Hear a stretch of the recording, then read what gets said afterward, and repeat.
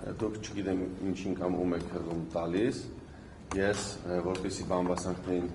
չանդրադառնամ, ասեմ թե ինչ է տեղի ունենում հիմա քաղաքացիական պայմանագրի կուսակցությունում, ուրեմն քաղաքացիական պայմանագրի կուսակցությունը իշխանության գալուց հետո առաջին անգամ պատրաստվում է հերթական ազգային ժողովի ընտրություններին, հիշում եք, որ 21 թվականին ունեցել ենք արտահայտ ընտրություններ վարչապետի հրաժարականից հետո, եւ հապճեպ կազմվել է ցուցակ եւ ցուցակի կազմվել է վարչության որոշմամբ, այսինքն վարչությունն է որոշել թե ով պետք է լինի ցուցակում եւ ով որ համարը պետք է լինի ցուցակում։ Այժմ մեր համար նոր իրավիճակ է ստեղծվել կուսակցությունում, երբ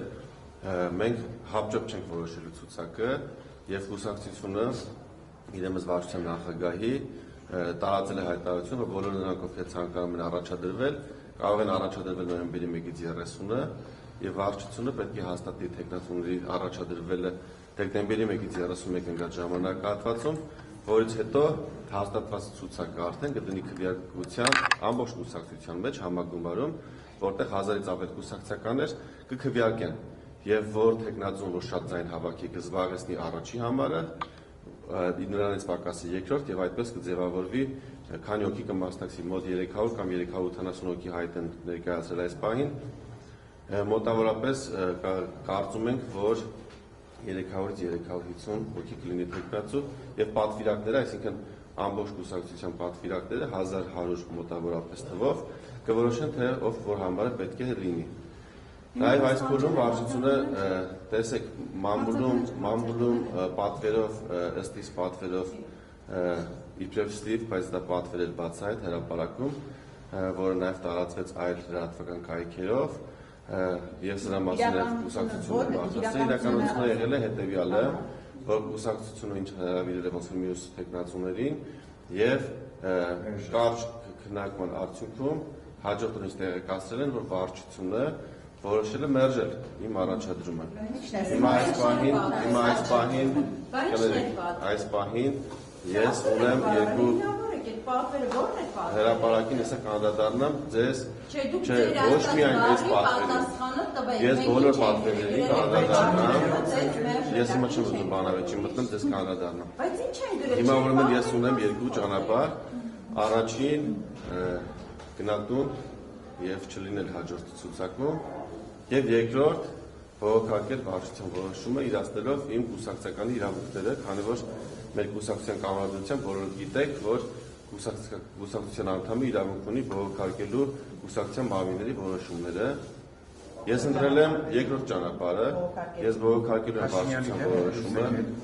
ոչ խնդրում եմ մի ընդհատեք, դա ընդհակառակը սահմանում եմ վարչապետ Նիկոլ Փաշինյանի եւ իմ գաղափարագիր ընկեր Նիկոլ Փաշինյանի նաեւ համար, կարող է դա բարձր հնչի, բայց ես այդպես եմ ցանկանում արտահայտվել,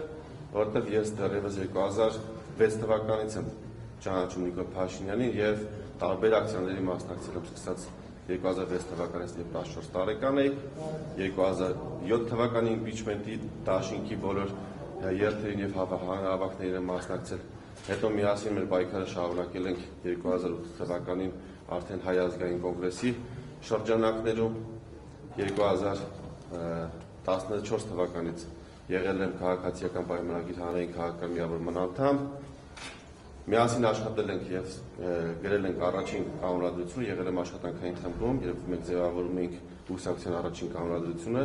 2015 թվականին եղել եմ քաղաքացիական պայմանագիր, կներեք ավարտեմ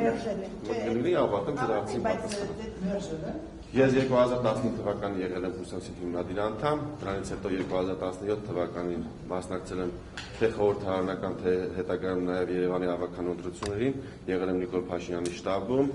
մշտապես նրա կողքին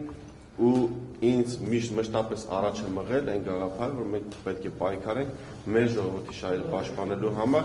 երկրում հավասարություն եւ իրավահավասարություն եւ արդարություն հաստատելու համար։ Հիմա որ միասին խոսում եք, ես չեմ կարող կլինի ես խոսամ ձեր հարցի պատասխանը, որովհետեւ ձեր հարցերի պատասխանները ես հիմա կարող եմ հնչեցնել կամ կարող եմ ասել բաներ, որից հետո նոր հարցեր ծնվեն։